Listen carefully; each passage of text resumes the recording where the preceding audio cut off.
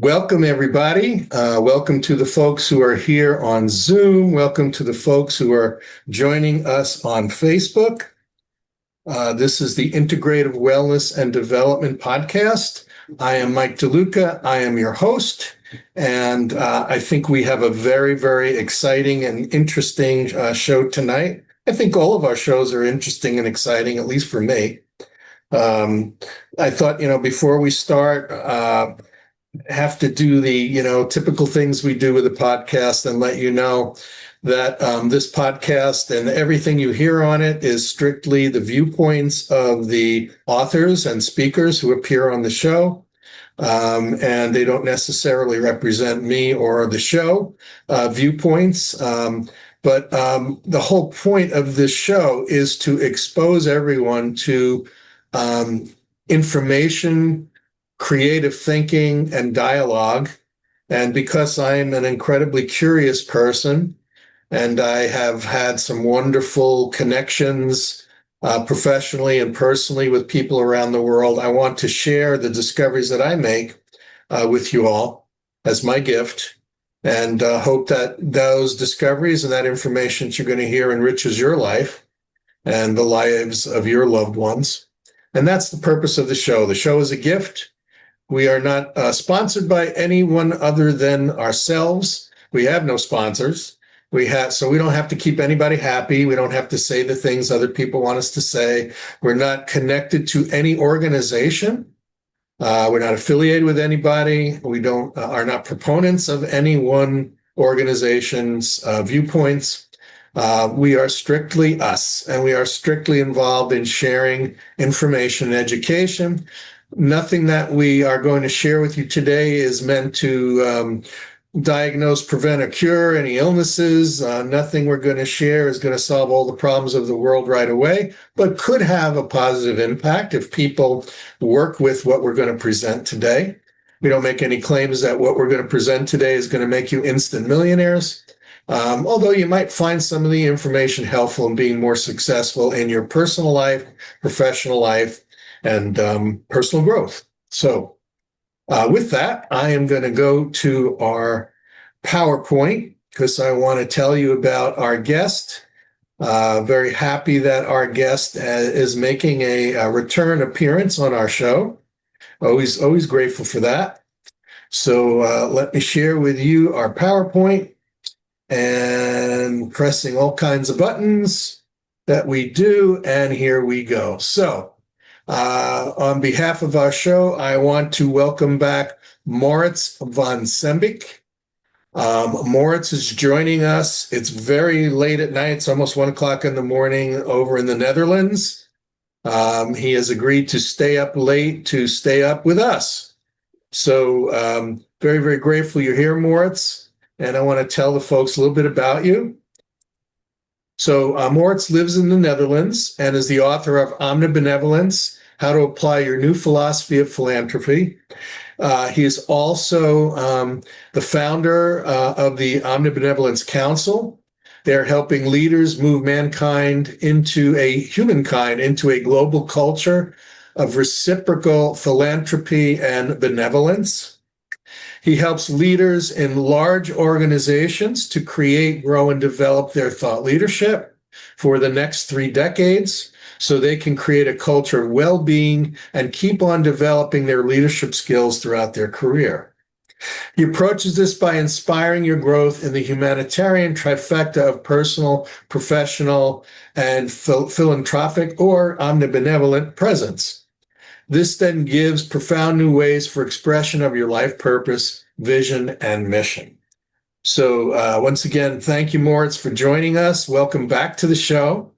And we're going to talk a little bit about how to establish benevolent new leadership, or how to develop more benevolent leaders for the future. So welcome, Maurits. How are you doing? Thank you for the warm welcome and the extensive introduction. It's great to be back and good to see you all. Yeah, doing great. It has been a beautiful summer. I went to France. That might be interesting little thing to start with. There was a beautiful castle there, tasty wines, a lot of art. There were old books that were on display there. I really love reading books, also old books, and this was about the books of tidings. It started in the 14th century that benevolent lord wanted to honor the arts and gave assignments to create beautiful tiding books that could help people understand the seasons and when to plant, when to celebrate, and to live with nature. And there were beautiful, how to say it, pictography in it. And that was on display there, and it was one of the highlights of medieval book printing art. So that's maybe an interesting way to start That's, to. that's pretty cool. That's pretty cool. Yeah. So, the topic we're going to talk about tonight, and I gave a little introduction in my Facebook post and the emails that I've sent to promote tonight's episode. I just want to make a couple of things clear, and that is tonight we're not going to be debating, governmental or party, different political party ideas and philosophies and what separates us and what, is attempting to unite us. We're not going to be debating any of that stuff. What we're going to be talking about is a philosophy and some thought leadership information, thought leadership principles that have been developed over the years and that Maurits and myself have over the years tried to incorporate in our personal and professional lives. The title comes out of a most recent newsletter that Maurits sends to the hundreds of people who are subscribing to his Omni Benevolence Council newsletter. And when I read it, I thought that would be a really interesting topic for us to talk about tonight. And so that's what we're doing. We're talking about it.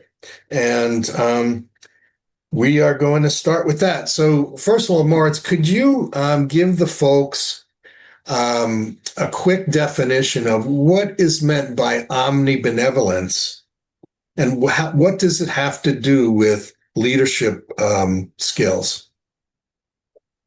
It is a two-part word, so to speak. Omni means everything, all around, and benevolence is doing good. So that's the etymology of the word, the origin of the word. Doing good. And I wrote a book about it because I was always thinking, what is the highest good one can accomplish? For example, first in a vision and in their imagination, and how would that then translate back to the world? And you could say omnibenevolence then is the all-doing good, the warm embracing hands of the principle of life that gives us inspiration. That has given us life in the first place, and to make the most of ourselves, to give all the capacities, the potentials, the faculties that we have. And that then links to some form of leadership, first of all, over our own thought, and second, over how we then behave following those thoughts.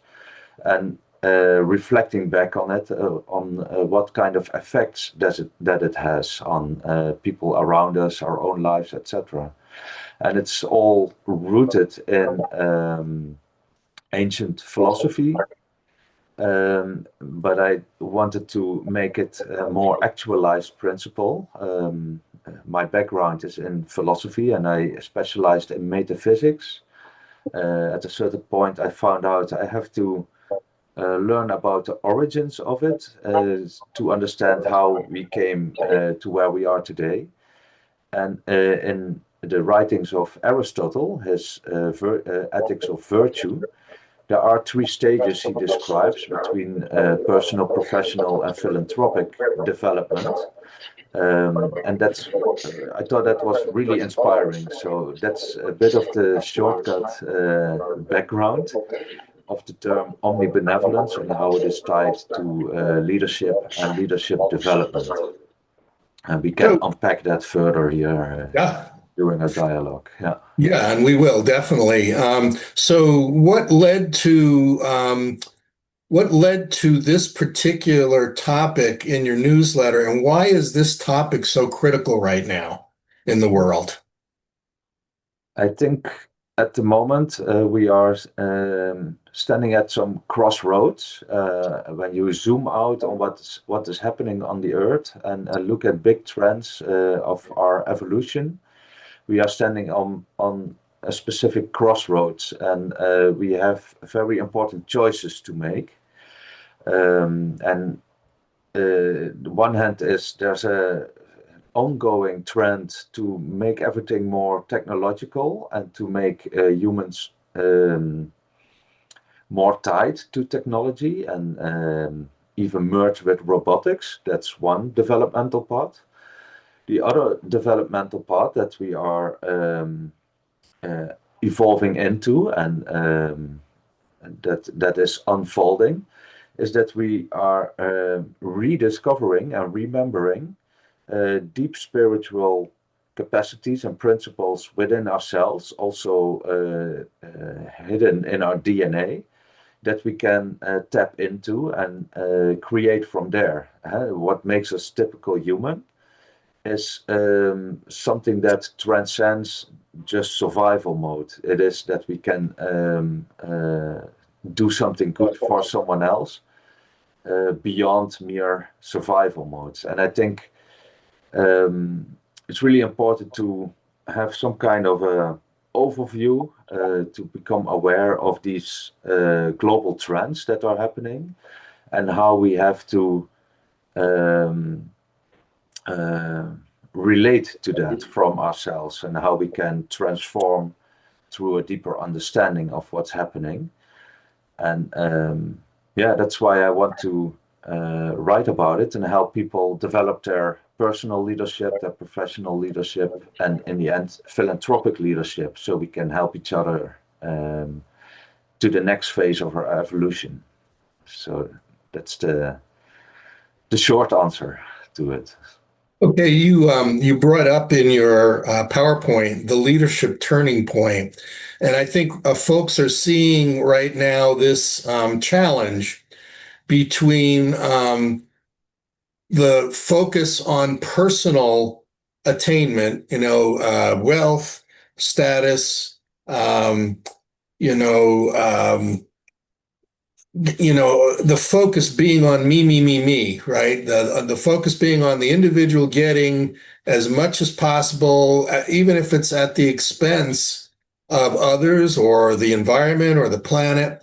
And you're talking about the opposite, and that is we can improve our performance and still be working for the good of the whole, to where there's that old saying, the rising tide lifts all boats.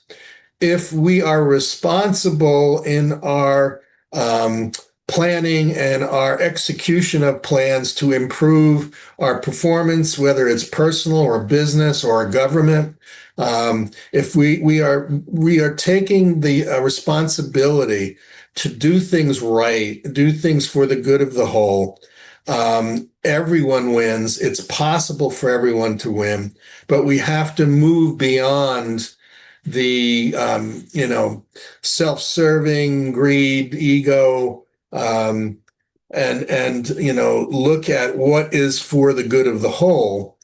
And but in order to do that, we have to change the thinking and paradigms of what's coming out of business, what's coming out of government, what's coming out of our education system, right? Certain factors in education are all about, it's a rat race and you better be beating the rat, versus could we get ahead by working closely together and cooperating and coordinating and having more compassion and more charity and still be personally successful. So what are your thoughts on that? Yeah, exactly. Those points, I think, with understanding of omnibenevolence, you get an insight in something that is overarching, and not only for the benefit of this group, or only for the benefit or of a business goal, or not only for the benefit of one's own personal interest. So that's why I think it's important to have at least a word that opens up a broader perspective, that then opens up a deeper understanding of that we cannot do everything ourselves by ourselves. We cannot do everything alone. We always need other people for something, and that need is not then just to use people, but to come into a give and receive dynamics, because that helps everyone in the end. If there are not road makers, someone who has a big car cannot drive on the road. If there are not car makers, someone cannot drive a car. If there is not someone who bakes the bread, someone else cannot enjoy eating it. So all these and this understanding of interconnectedness, how you cannot do everything yourself alone, and we all need in some way help from each other, and that would lift us all up. I think by grasping that from a perspective that is overarching or all embracing, like the term omnibenevolence, could heal us also in a lot of ways. That it also opens up new avenues to re-understand each other from different viewpoints. So Yeah. Yeah. that's how I would go about that. Yeah. Okay. Part of your strategy, or part of your the work that you do with leadership teams in your work, you compare a successful leadership team to a mastermind group. Could you talk about what a mastermind is and what the benefits of adapting the mastermind concept for you as an individual, for you as a family, for you as a company, for a community, for a government, for pretty much anything? Um, Absolutely. Yeah, the mastermind principle goes back to ancient times already, where two people gather, wisdom becomes present, greater wisdom becomes present. And in ancient times, it was gathering around a tribal fire, where stories were shared, and family ties were deepened, and we were through those stories connected with history and the future.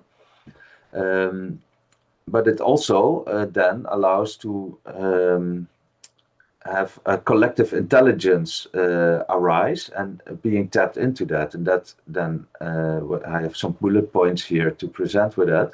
A synergy starts to emerge between what one person can do and another person can do, and those skills combined create new energy, and it helps with mutable accountability to do the best you can do for your own purpose. It's safer than in a group, but also for the group's purpose, the tribe, the family, and when you translate it to nowadays to your colleagues, your society, and maybe the whole world as a unity. So that's when you tie the principle of the mastermind, thinking together, working together on a shared purpose, support and growth becomes a natural thing. And from there, you can accomplish great new ideas that then drive innovation and help everybody move forward. And it was popularized by Napoleon Hill. That's why I said the quote here. It's a coordination of knowledge and effort in a spirit of harmony.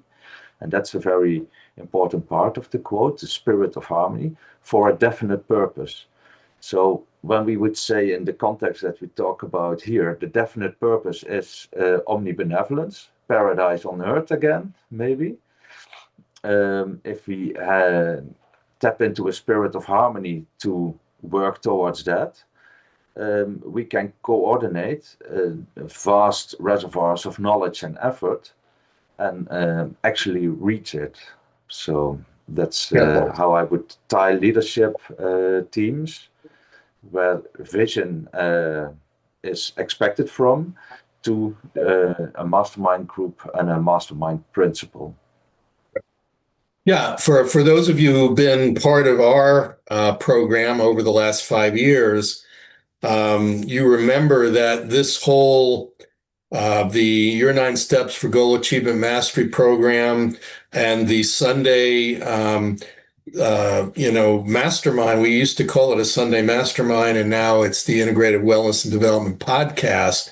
But basically, the spirit of our Sunday programs for the last 5 years has been just that philosophy. It's been about being a mastermind. It's about me reaching out to connect with as many people as I can who know things I don't know, or maybe know some, more deeply in some of the areas that I do know.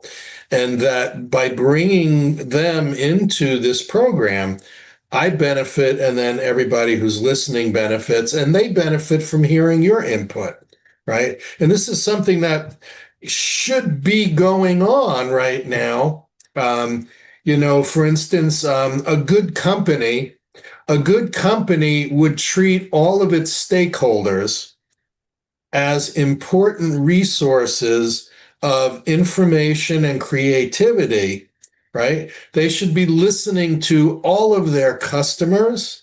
They should be listening to their vendors. They should be listening to their employees. They should be listening to the community, right? Doing as much as possible to find out how they can serve the people they are supposed to be serving better. And that includes internal customers and external customers. Successful companies should be doing that. And the most successful ones do, right? The same thing if you're a nonprofit organization and you are serving the people who are, perhaps you're dedicated to helping a particular population of people, and you worked with volunteers, and you work with people who donate to your organization, right? You should be listening to those people. You should be treating those people as partners in really valuable partners in your success. Because the people who you are serving are the ones who know most about what they want and what they need.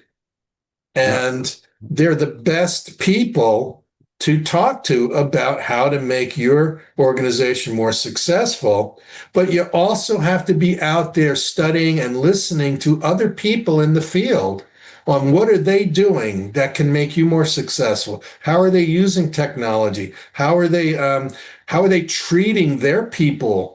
How can you treat your people better by following their models, right? So these are all opportunities. Governments should be remembering they are elected to serve the people, and that the people are not their employees. The people are not their possessions. The people's money does not belong to them, right? They should be remembering they were elected and paid to serve the people, and they should be listening to the people, and they should be doing the things that are right for the people, and they should be a living example of living an ethical, right, and service-based life, right? And so what do you think of all that? I'm rambling here, but I think, I'm preaching to the choir here, but I just think it's very really actual what's going on and tendencies that you see happening in global consciousness. that are alarming to very far extents, and this is very important in the business world. Napoleon Hill is well known, and people hear about it, and run away with the book Think and Grow Rich, because everybody wants to be rich and wants to have money. But yeah, actually reading it and thinking deeply about it, what he actually says is very much comprised in this quote. It's in a spirit of harmony. What is a spirit of harmony? That's like with an orchestra. When someone is out of tune, the whole orchestra is out of tune. So it's very important to from yourself and then to attune to the greater good of the whole, but also when someone else plays out of tune, to kindly remember them. Hey, maybe it's a good moment to reattune yourself instead of trying to dismiss them or putting them down or anything. There's always also a gentle way then to say that's the spirit of harmony. To okay, you had a bit of a bad how to say it, you didn't take care of your instrument for a while, but here are tools and ways to attune it again, and then you get on your feet again, and then you can work in harmony with everyone again. And I think that's often forgotten by the exclusive and polarity debates that are gaining more and more ground. So that's why I'm very passionate about bringing this concept to the forefront, because it's a very powerful concept to at least have a point on the horizon where it can also go to, and even creating a more beautiful horizon again. So this is then tying into the next slide. Indeed, it's not just a strategy, but it also meets our deep humanity again, that we are connected, that we come forth from other humans. This expression that it takes a village to raise a child, for example, that's all part of consciousness that is really important to remember, and that ties into the well-being of everyone, that we have developed certain ethics that are more sustainable, that we have engagement and loyalty to the spirit of harmony.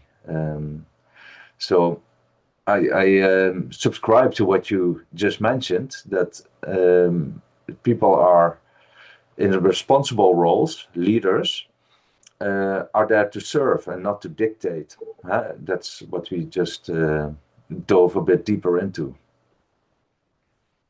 Yeah, and the ethics you have here, the ethics and sustainability is crucial, because then they are not truly serving anybody other than themselves if everything they're doing is for their own benefit, and sort of the deck is all stacked for just one person to win or one group to win.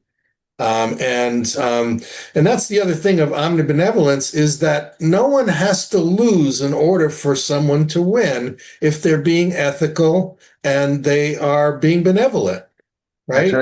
Exactly. And doing it the other way, in with oppression and all those kinds of things, we have learned from history that it will only then cause riots, and we see that happening because people feel suppressed, they don't feel heard, they don't feel like they belong. So that causes an opposite reaction, but it doesn't have to be that way. We have examples of that in history as well. There are societies where it and groups and communities where it is more harmonious. So why not take that as an example, as a shared purpose to work towards again, instead of the oppressing and excluding strategy, so to speak. Can you, Moritz, this next slide talks about benefits. Can you talk about the practical benefits that an organization of any kind can see when they establish a benevolent leadership structure for their teams? Because, benefits drive action, right? People may say they're going to do something for this reason or this belief or whatever, but in the end, it's what's the benefit they are going to receive from doing this that's going to make the determination of whether they do it or not, right? And not because it's the right thing to do or it's the most ethical thing to do. People need to see real hard benefits to doing the right thing in order for them to actually do it. So can you talk a little bit about the benefits you've seen in some of the organizations that you're working with and talk about, how this benefits them strategically, financially, business culture wise, their relationships with their stakeholders. Talk a little bit about that if you would. Yes, when it's part of the strategy to have a omnibenevolent scope, it helps in anticipating change for the good. So it makes it less hard to start with, for example, change management programs. Otherwise, when it's only put on from a hierarchical perspective, it could cause a lot of resistance, and people then they try to do it because the boss says it has to be done, but because of the resistance, it doesn't happen fast enough, or they unconsciously work against it. So a very tangible benefit is when you are transparent and we want to make as part of our strategy a certain change, so everybody could increase their win and profit and well-being in the process, and it might cause a little bit of discomfort, but this is where we are going to, and that's what it will cause as outcome. Then everybody in a company, an organization, a foundation can anticipate that change, so it becomes something to support them. Then it's not just a dictation that something has to happen, and because the boss says so. That always causes a lot of resistance when it's only like that. But that's one of the tangible benefits to then anticipate the change and make it more smooth going. So that's one thing that also happens in terms of finance then, because you have a strong oversight of the people who stay in the company, who are more loyal. So less people get burned out or need sick leave, or you need to allocate new budgets to hire more people, or people with higher demands because of it, because they think if I only stay for a while, I need to get as much as possible. But when you say, well, there are also benefits in terms of well-being, it would save money in the long run. So that's also a practical benefit of it. And what I say here shortly about culture, diversity, and inclusion, it's about a diversity of perspectives, which makes it possible to enhance creativity, to to anticipate blind spots, to fill it in because someone notices it, and it includes even unforeseen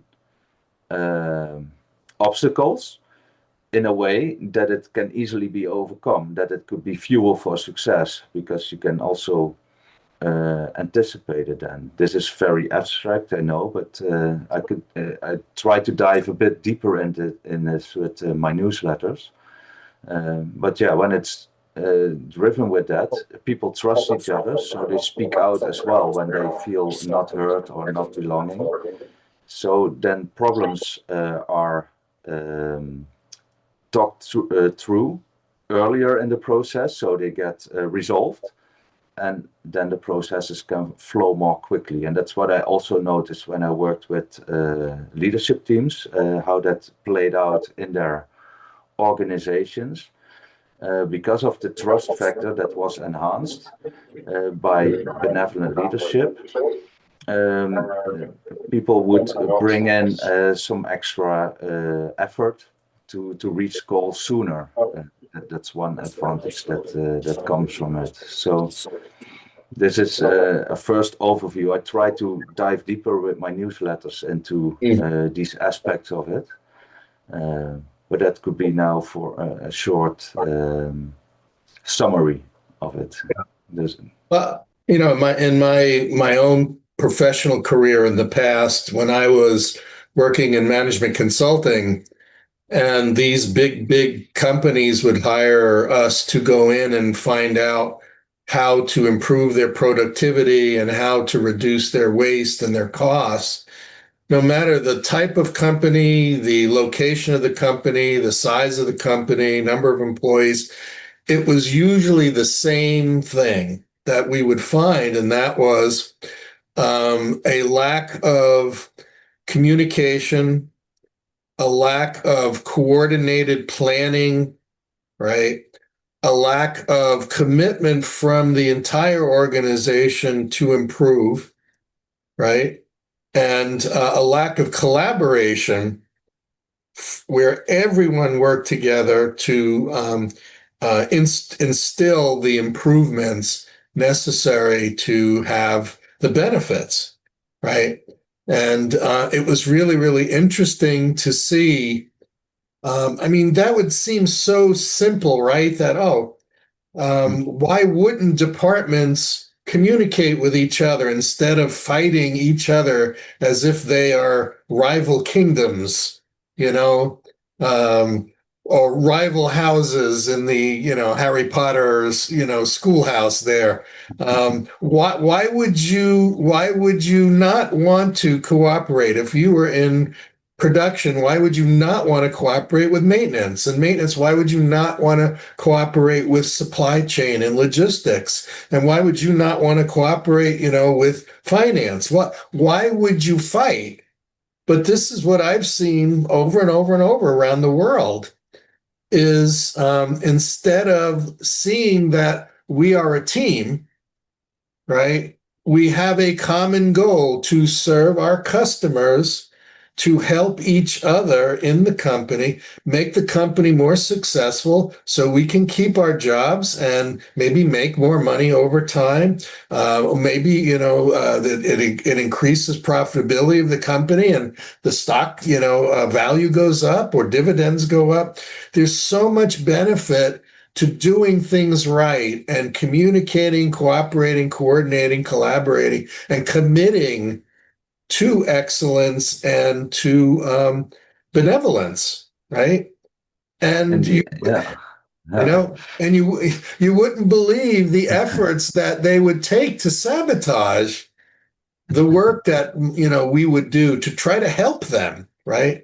If they cooperate with us, they wind up making millions and millions of more dollars in productivity and saving millions and millions of dollars in cost, but they would sabotage it because they don't want to change.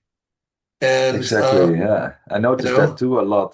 That's oftentimes because it asks them to become slightly different in their demeanor as well.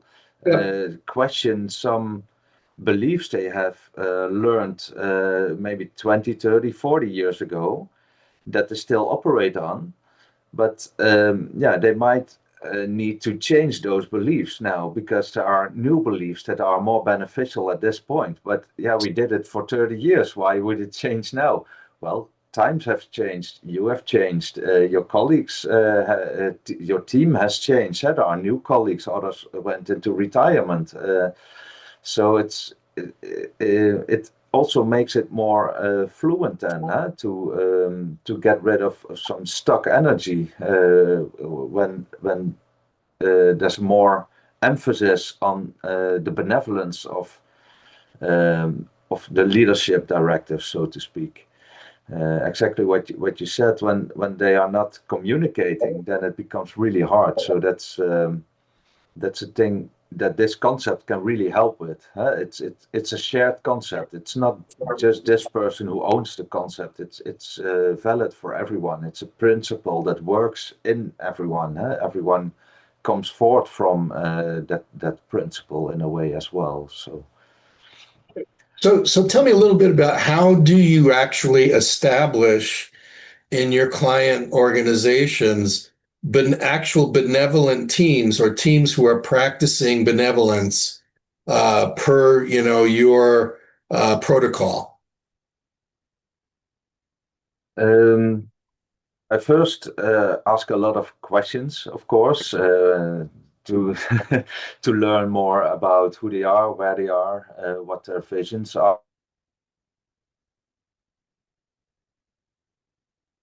Okay, that makes sense. You're going to want to gather as much information as possible about what are they doing right now, what's working, what are the challenges they're experiencing right now, what ideas do they have that maybe they haven't implemented because of some challenges. Yeah, that makes sense.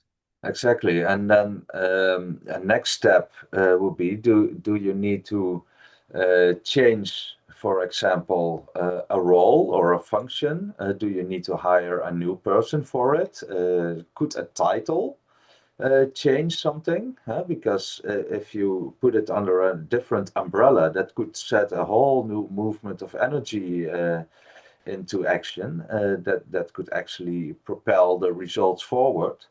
But it's not only about titles. A fancy title that could also make people arrogant sometimes, or that they think that they have a title, that they already have accomplished something. But that's only a beginning then. So it can be very important to find a right title for a job function, for example. It's also something that people tend to identify with or represent themselves with when they um, express themselves or present themselves to Yeah. their teams or other companies, or when they interact with customers or suppliers, etc. Right. A next step then is to design a culture and a structure where this thought leadership, so to speak, and these ideas can take hold in the entire organization, that it is understood that there's exchange of ideas about that, and that it is facilitated, so that it's not just a one-day workshop or a two-day seminar, but it becomes part of the culture, that there is exchange, dialogue instead of mere discussion, that there is a scope that is aimed at generating new ideas, that there's a focus on thinking from solutions instead of only seeing problems, um, because then problems can become resolved. And through all that, people can then really start to sense, feel, and embody that they are guided by the principle of omnibenevolence, that it also becomes something of their conceptual thought, and that it becomes something in their direct behavior between each other. For example, giving compliments, or um, supporting someone, or cheering someone on, or coaching someone through maybe a challenging day. Those are then tangible expression of how you can establish that in the teams itself, and see it happening. Yep. Now, you're talking about very, very important points here. And whether you're raising children or training a dog, or whether you're managing people in a business, or you're coaching players on a team, all of this comes into play, because if you are relying strictly on hierarchy and just demanding specific results from people, and then punishing them if you don't get those results, that's such an outdated, negative and destructive philosophy, but it exists today, right? Versus, managers who understand they are in a hierarchy of responsibility of service, right? Because your people, your workers cannot serve the customers best if they're not being served, if they're not being properly listened to, if they're not being properly trained, if they're not being properly managed, if they're not being properly reinforced with positive reinforcement. And if something is not right, work with them to understand what is needed and not just punish them because they did something wrong, but have them understand it's better to do it right. But a lot of times they don't understand how to do it right because they haven't had the experience yet. They haven't had the training. You can't have a one-day training, hand them somebody a manual and say, okay, now you're expected to be successful. It takes time and mentorship and training.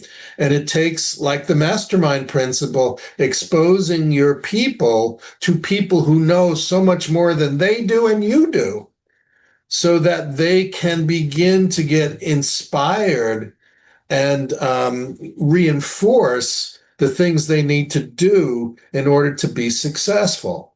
And that's the basis of what's out there right now called service-based leadership.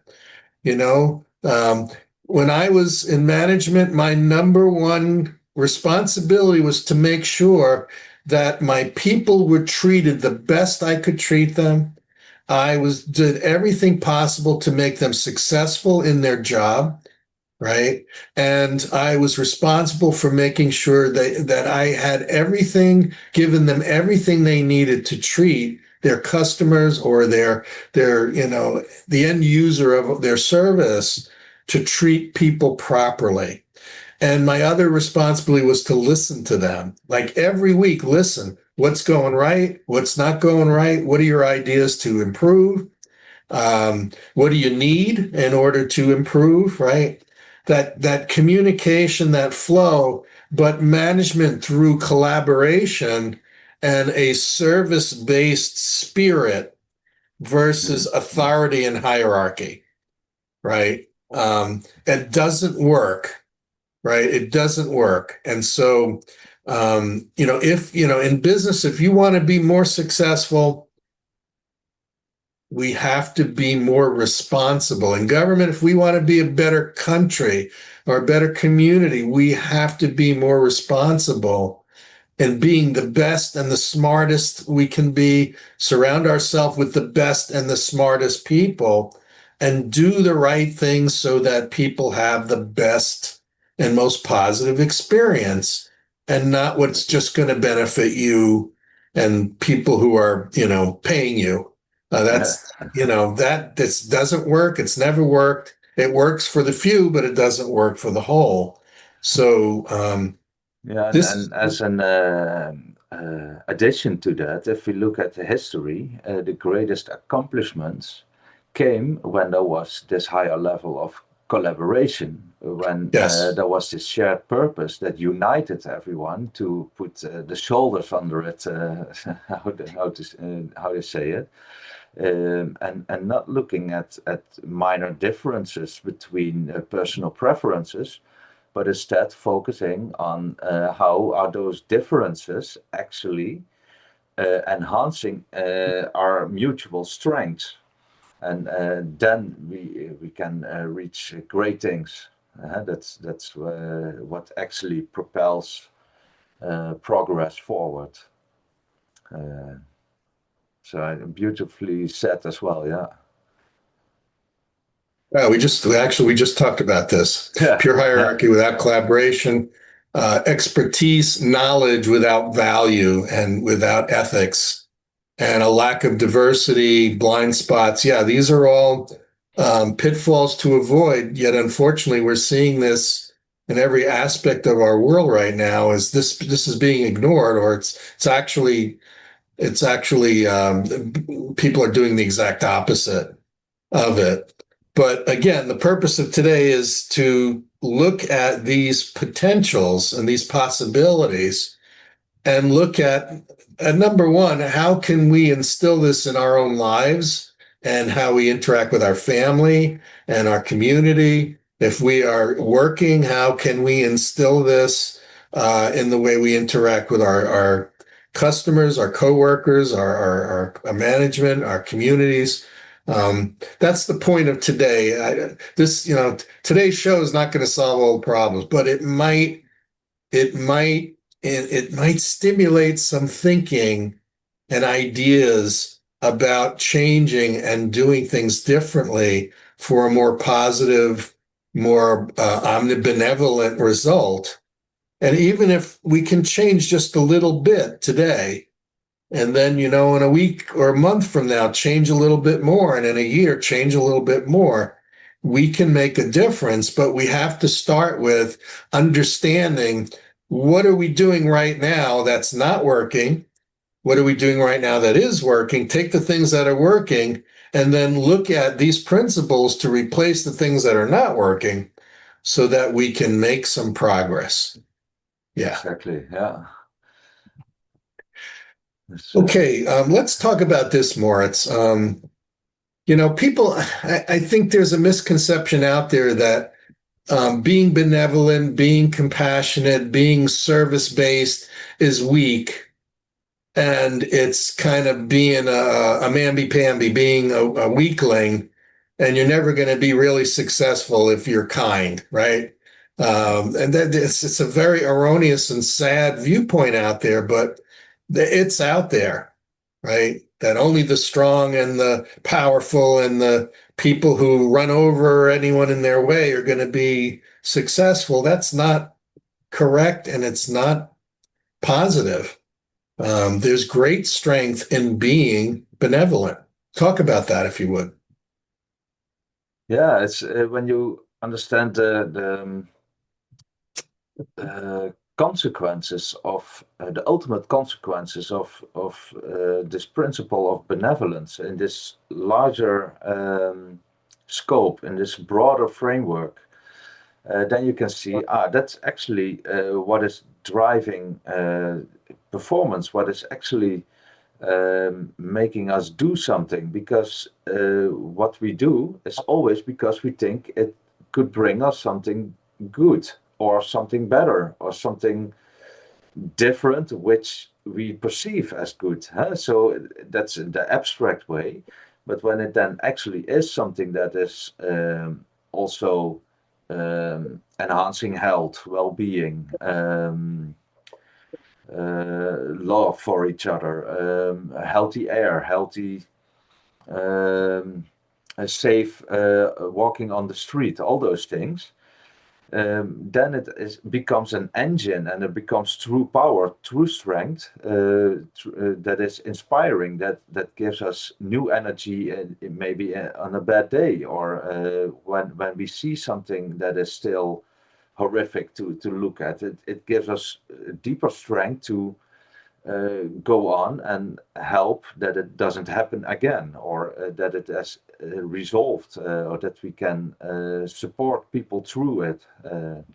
And when you take that back to the workforce, or the company, or the organization, that helps people become more engaged by what they do.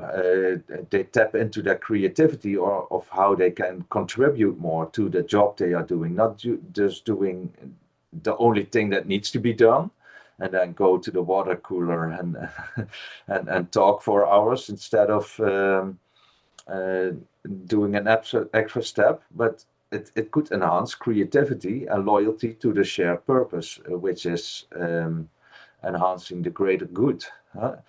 And that's why I also say ethical companies here, they have a more loyal customer base. Sometimes even for years, they might not even, because of that, they probably need less of a marketing budget as well, because people talk good about their products and services, and that is mouth-to-mouth advertisements, which brings in more customers as well. So even the ethical part of it helps then to reap financial benefits, so to speak, in extension to that.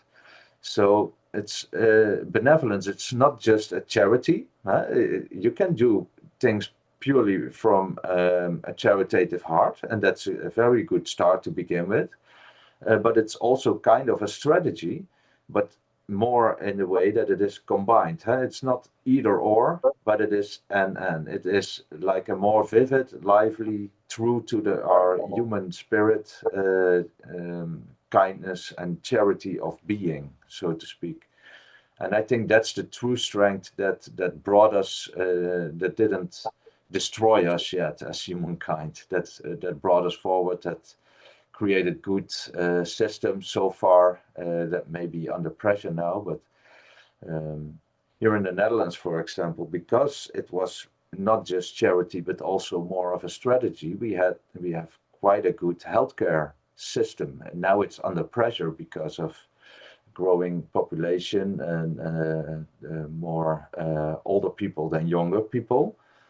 But what I notice happening in that sector is that because people act from their kind hearts and put that into a strategy of acting and organizing, there's a whole movement of citizen initiatives that are actually transforming the whole healthcare sector, so it becomes ready for the next 30 to 50 years.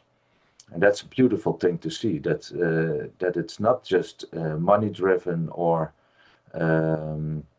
not just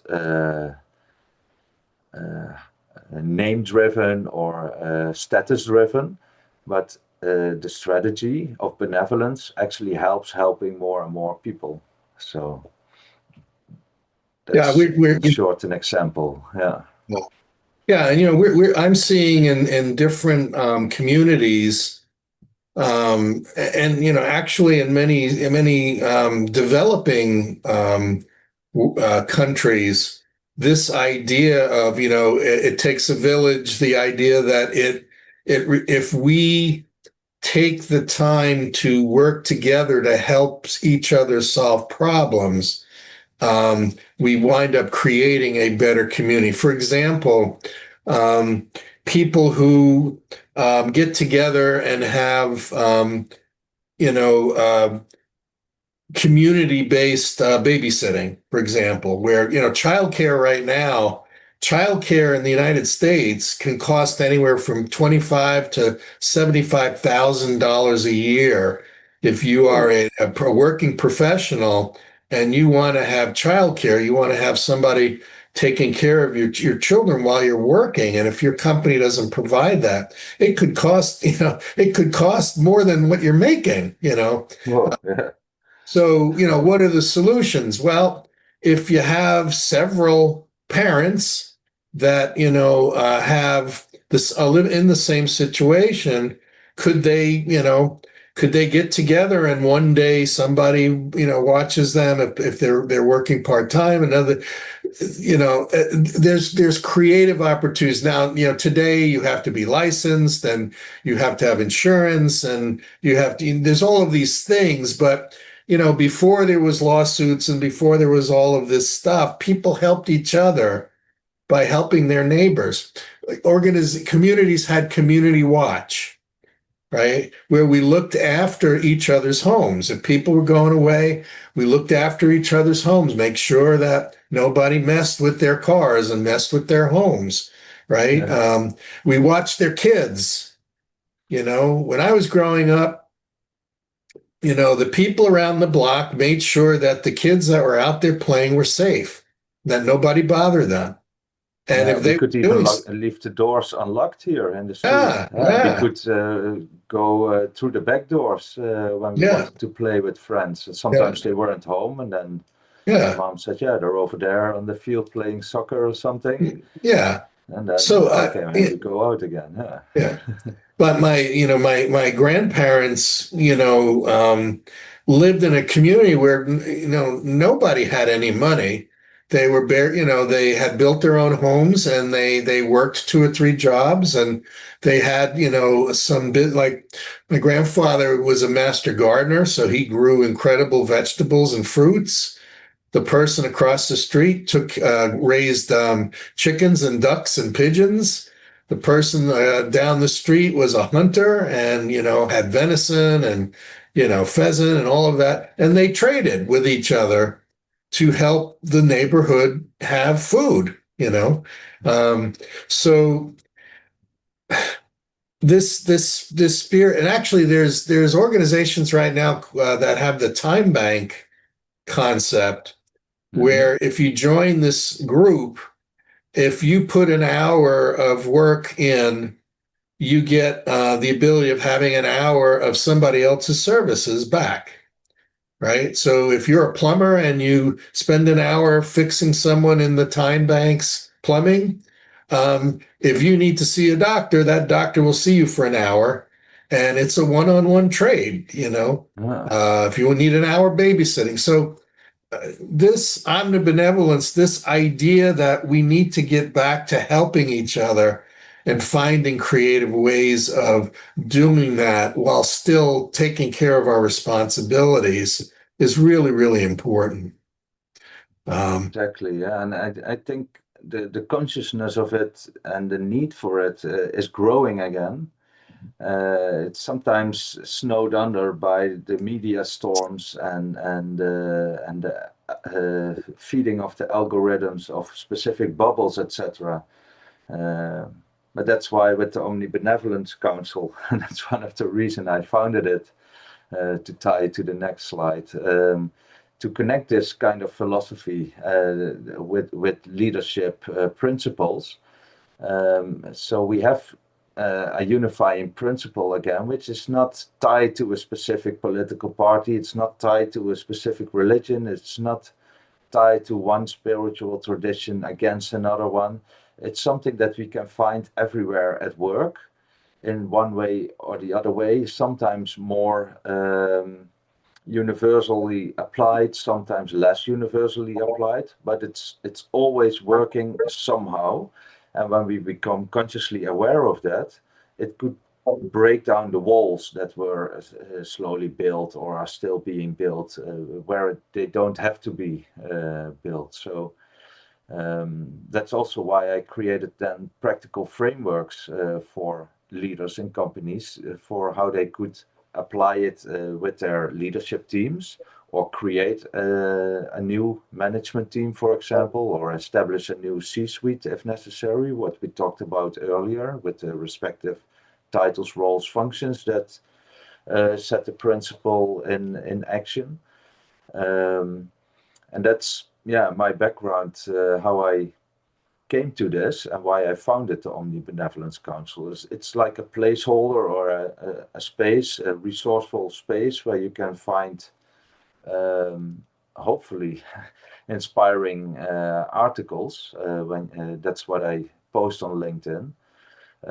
Also with the newsletters that just open up the consciousness again, that it also, yeah, helps in coming from your own creativity again to practice these ideas. So looking ahead, how do you see benevolent leadership shaping the future, right? Shaping the future of individuals, organizations, communities, companies, and society as a whole? How do you see this concept of omnibenevolence working to create the progress and changes that are needed, let's say in the next decade? We, as mentioned at the beginning of our conversation, we stand at some kind of a crossroad, and one is that we are more and more engulfed in technological advancements, which demand of us some type of high-performing demeanor as well. That's part of what we still have in our consciousness, that we somehow have to keep up, or at least become a different form of high-performing human being, which would then translate to a high level of thinking. so the technology can execute on it. What we see happening with AI, if you put a very high-level ID into ChatGPT, the output of it is very fast, and it's a high-performing action. But we don't have to write it all ourselves. So that's what the next decade of leadership will demand of us, to rethink what does it mean to be high performing in connection to what the new technologies could do. And I purposefully said here plus high conscience, because if you give these kind of technologies not high conscience concepts to work with, the output is also rubbish, so to speak. So that's what I think, that the next decade of leadership, it doesn't have to struggle with it if we are very aware of it, that we have to deal with this combination. What is high performing in direct relation to high conscience input for that high performing. And that doesn't have to cause burnout then, because then we actually use the advancements of the new technology to help us create more benevolent output, outcomes, results, etc., instead of rubbish or more problems. And then I would say what comes from that, the next step, is that prosperity and ethics then become in harmony, and instead of that it's an either-or equation, like it is sometimes, like prosperity is only making a lot of money and all else doesn't matter. No, when it's combined, you could say, okay, we have prosperity when we are actually also living in a healthy environment where it's safe, where we help each other, where we do good for each other. And we talked about this a bit earlier as well, that will have ripple effects, not only in your personal life, to all aspects of your living, but also to your family, friends, the streets where you live in, the company you work in, the country, and etc. And maybe societies on other planets as well, if you take it really far. What the next decade will show us, maybe we can travel to other planets, or they come visit us. So it's omni benevolence in that respect too.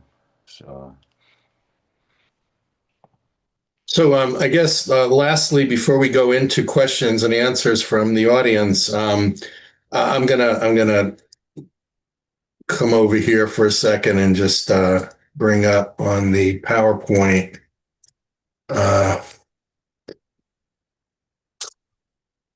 some contact information about you,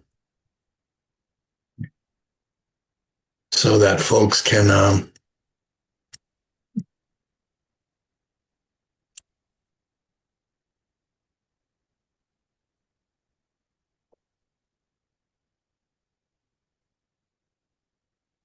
there we go. Here we go.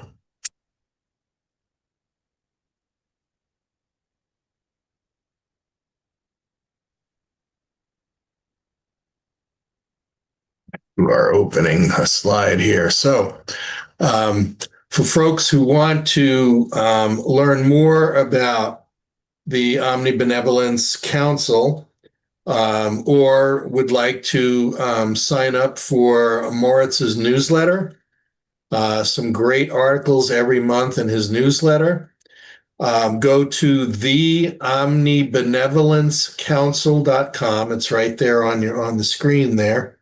And you it's can also on LinkedIn, so that's also a very easy way to sign up. Yeah. For those of you who are members of LinkedIn, you can find him there, or you can go online to the omnibenevolencecouncil.com. The book Omni Benevolence is available through Amazon, and it's a great book. I highly recommend it. Highly recommend the newsletter, and then also through the omnibenevolencecouncil.com if you would like to talk with Maurits to see if there might be some way he can help your organization if you are involved with a nonprofit or a company or a business or a community organization. He might be able to, engage with you to assist. But let's take this time now. I'm going to stop the sharing. I will put in the chat there the Omni Benevolence Council.com. There it is in the chat. Okay, let's take questions for anybody who's out there in either Zoom or any of you that are out there on Facebook. If you're on Facebook, if you just write your question in the comment section, I have my screen up and I can bring your question to Maurits. If any of you who are on Zoom right now have a question, please raise your hand, unmute yourself, and you can be heard.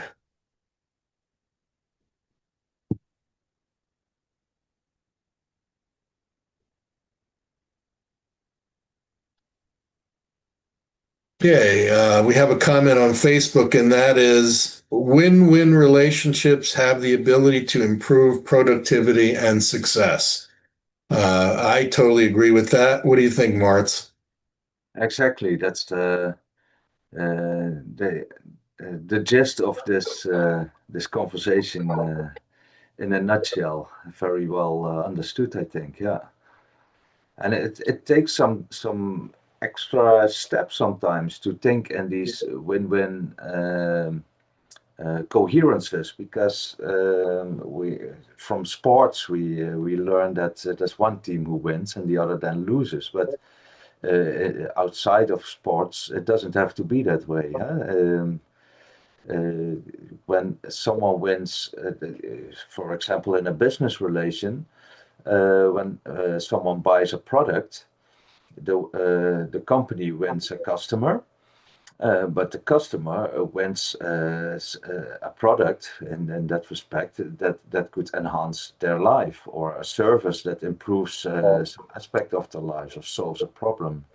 So there are all kinds of win-win relationships and situations. And when we think more in those terms and learn to cultivate that more, also in companies, organizations, how we interact with people, that only accumulates and have more of a ripple effect. So very good, good quote. Thanks for sharing that. Yeah. Yep. Okay. Anyone else have a question?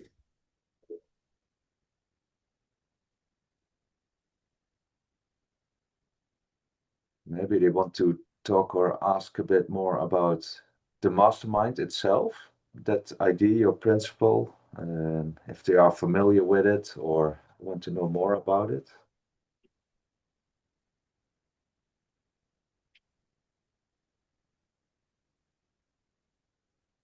Well, it looks like you've done a very, very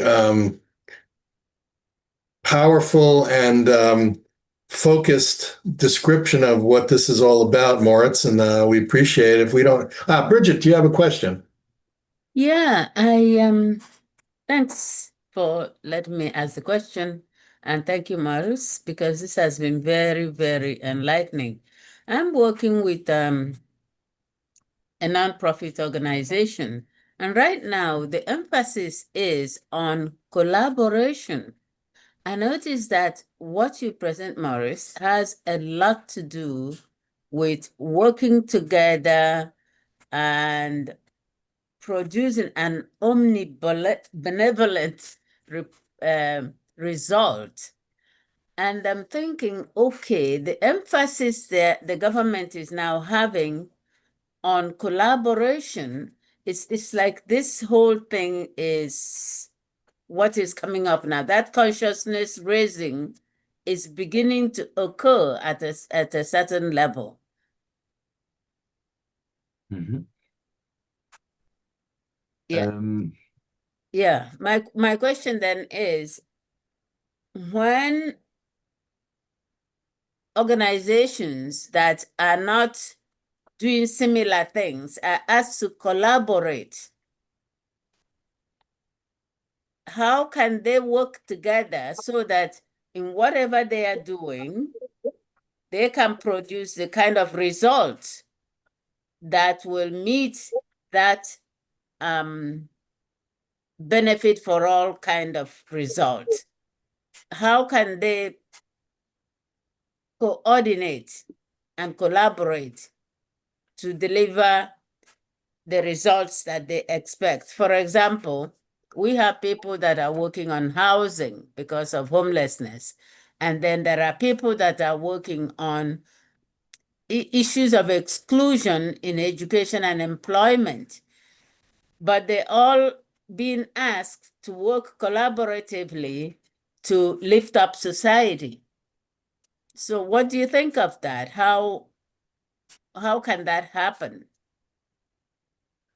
I know you talked about something about framework, and that's kind of rang a bell for me in terms of establishing a framework for the managers and so on and so forth to use as they bring their own people into the fold. That's what we offer with the Omni Benevolence Council. It are tools, frameworks, and training programs. Also to develop your own methods and frameworks that work best in your situation, your surroundings, your organization. But one of the things is that what I would recommend is when there are two different organizations working on a different specific purpose. One, for example, what you said on housing, another one, for example, on community strength. Both organizations have a drive behind them, a vision behind it, people working at it with passion, motivation, and certain strengths. When you combine that and work in the spirit of harmony towards the shared purpose of having good housing and a healthy community, that's the mastermind principle at work. Then when you interact and talk with each other, you generate collaborative ideas that transcend the single purpose of one single organization. And that's what I would recommend diving into then.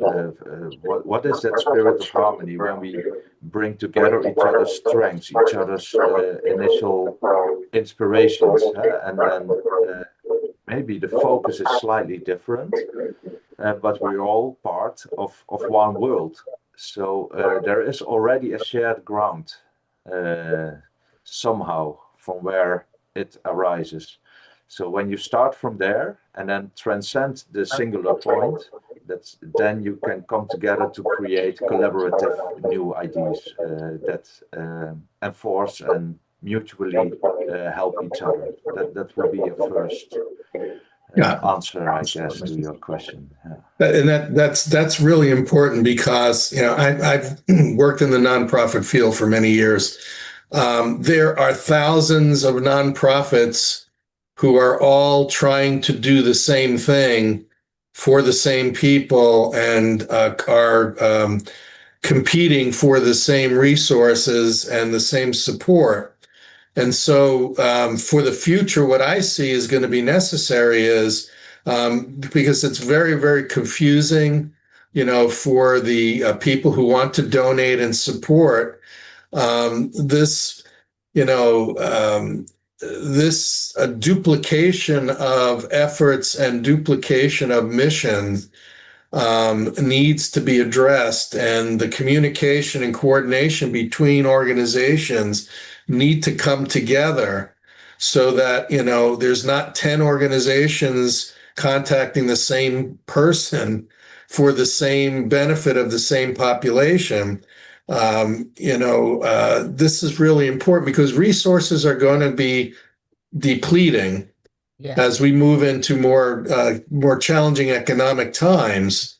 And, you know, so that communication, organizations need to start communicating right now, saying, look, we're all trying to do the same thing. How can we work together?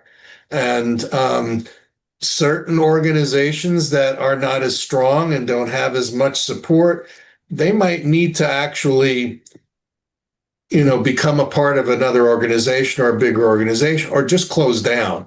If they're not successful, if they're not able to raise the money, and there's 10 other organizations doing the same thing. So change needs to happen, but it'll only happen through communication, coordination, cooperation, right? That's really going to be necessary for progress to be made. And also in the planning, small steps, right? Starting an organization saying we're going to change the world. It's a big step there. Small steps. We're going to look at this problem in this specific geographic location and utilizing these specific resources. You're going to have a much better chance of making progress. And then when you have momentum, you can take on a bigger piece of the problem, and then a bigger piece and a bigger piece, right?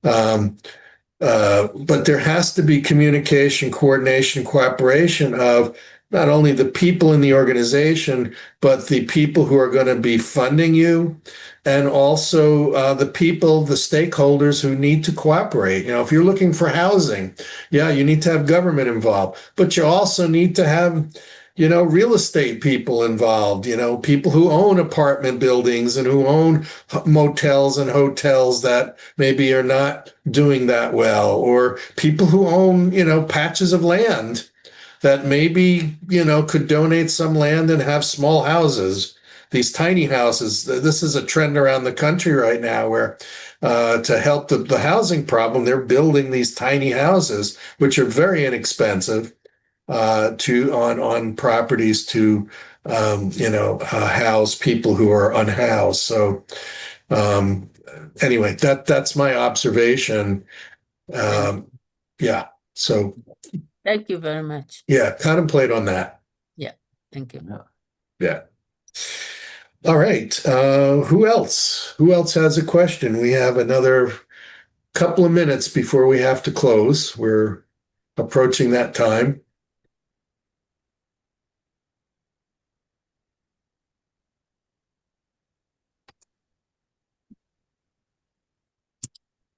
All right. And then again, remember, you can contact Maurits directly at the omnibenevolencecouncil.com if you have questions or ideas, or looking to see if his organization can help your organization.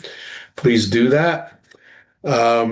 If there aren't any further questions, Maurits, I want to thank you. Tonight we didn't have the expectation tonight solving everybody's problems around the world, but tonight was a really good step in having them understand a concept and a source of resources, which you and your organization are, and to maybe start thinking about, what part can I play personally in creating some change to bring more benevolence and benefits to a particular area that's important to me. It starts with you. It starts with me, right? All of the change in the world starts with one person at a time, and that's us. If we make a change inside of ourselves first, then we can start to make changes outside of ourselves. And then that can ripple into organizations and communities and governments in the world. But it has to start inside of us first. We have to raise our level of consciousness. We have to raise our level of knowledge and expertise.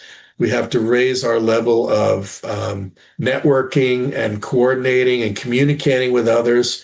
If we stay in the same place, only talking to the same people, only thinking the same thoughts, only believing the same beliefs, and not going beyond that, you won't go beyond that. And so that's why we do this show.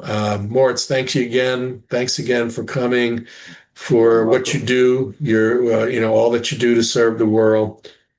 We really appreciate you. We appreciate your work. I appreciate you all for being here.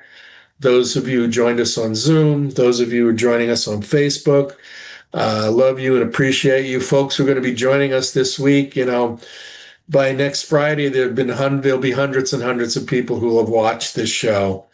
And so in advance, those of you who are watching the show after tonight, when we recorded it live, thank you, love you, care about you all, care about this world we live in, and hope that we can all work together to make it a better place. But it starts with making ourselves better and having a better life for ourselves and our families and our communities. So thanks again. Have a good night. Have a good week. Have a good life.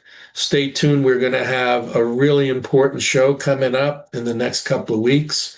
Maurits, any closing comments before we go? Thank you so much for hosting this show, and thanks for the questions, your enlightened dialogue, and also thank you for the questions that were asked. And I look forward to communicate with everyone on the show as well. So have a great week. Thank you very much. One more time, folks, the Omnibenevolence You'll see it in the replay on my Facebook. You'll see it listed in Facebook. It's here in the chat.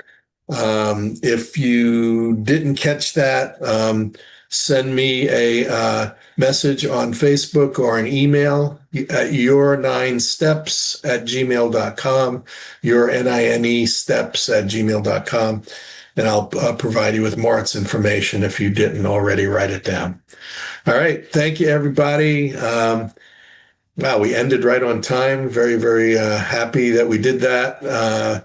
So go and have a great rest of your evening, great rest of your week, great rest of your life. We care about you, love you, and we'll see you at next show. It's going to be a great show.